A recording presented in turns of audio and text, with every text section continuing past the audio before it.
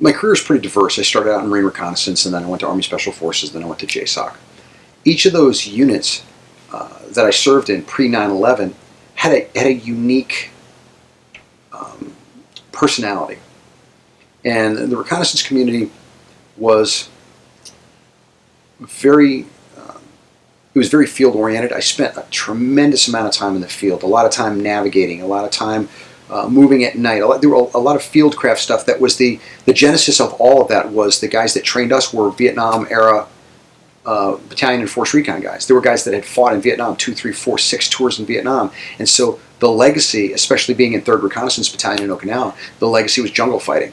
And so I learned to operate, to live, to move in the jungle extremely well. That's a lost art now. People don't spend a lot of time doing that anymore. It was a lifestyle for us over there. It wasn't like you went to JOTC in the Army, you go to Jungle Operation Training Center, and you do whatever package it is, and then you're done. We lived there. We went there 2 weeks a month. We went to the Thailand, Philippines, Malaysia, Indonesia. So it was a lot of time in the jungle, which was really crucial because you learn a lot of things that you could only learn in the jungle. Okay, stuff that I've taken with me. After the first kilometer, every ounce weighs a pound. Everything you carry hurts you in the jungle. Okay, it just because it's wet all the time doesn't mean there's always water available. There's a lot there that you learn that you can only learn by living there. Okay, went on to Army Special Forces. The personality there is we're the handshake and smile guys. So they send you to a country and they go, this is what we want it to look like when it's all over. Make it so. And you have the latitude to figure it out. You have op fund money, and you go to a country and you figure it out. You creative problem solving. You show up. We went to New Guinea to set up the School of the Warrior, which is their ranger school. Showed up with $70,000 op fund, and no idea how we were going to set it up, who we were going to recruit to help us build it. We went in and traded in $70,000 American for every, I forgot what the currency was in New Guinea, but basically every New Guinea dollar. We cleaned out their whole bank. We had all their money. And we went out and started buying wood and started buying, building supplies, and we just figured it out as we went. It's a very free-thinking environment, which I think was a tremendous learning tool because you learn to work without a playbook. You learn to create a playbook as you go. In training, I learned that because I was teaching people with a relatively low level of education through an interpreter. And so I had to be able to see things in the way they acted, not in the way they spoke. I couldn't listen to someone speaking Thai or Indonesian or Malaysian and understand what they were saying. I had to look at what they were doing and read their body language. And so I learned that. It helped me immeasurably in running ranges. I can see people about to make mistakes before they even recognize what they're going to do next.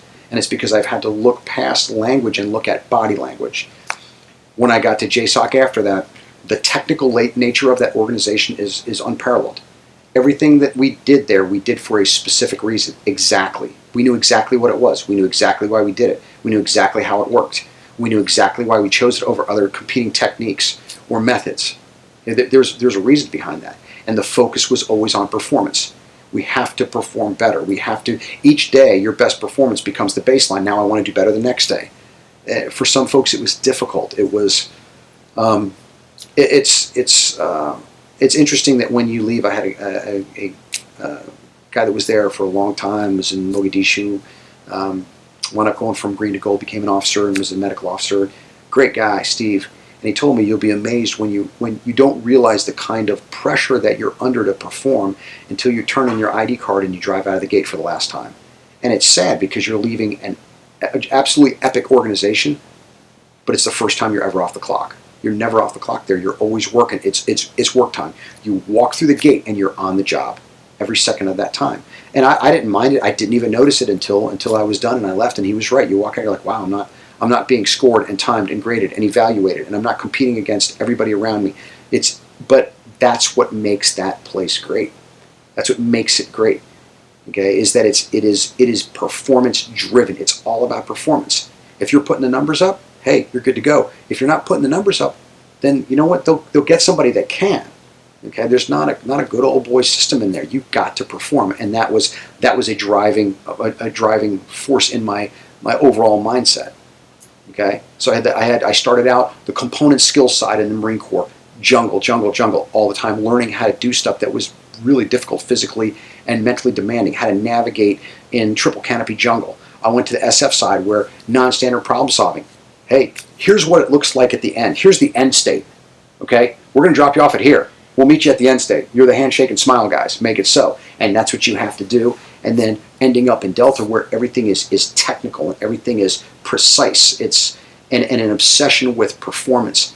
I think they all, when you put them all together, the benefits that I got from all three very unique, very special, and outstanding personalities for each unit. I wouldn't trade any one for the other because the synergistic effect, to use a buzzword, putting them all together has been phenomenal for what I do now, because I learned so much in each area that overlapped, and so much that was unique that it gave me a broader range of experience than a lot of other folks.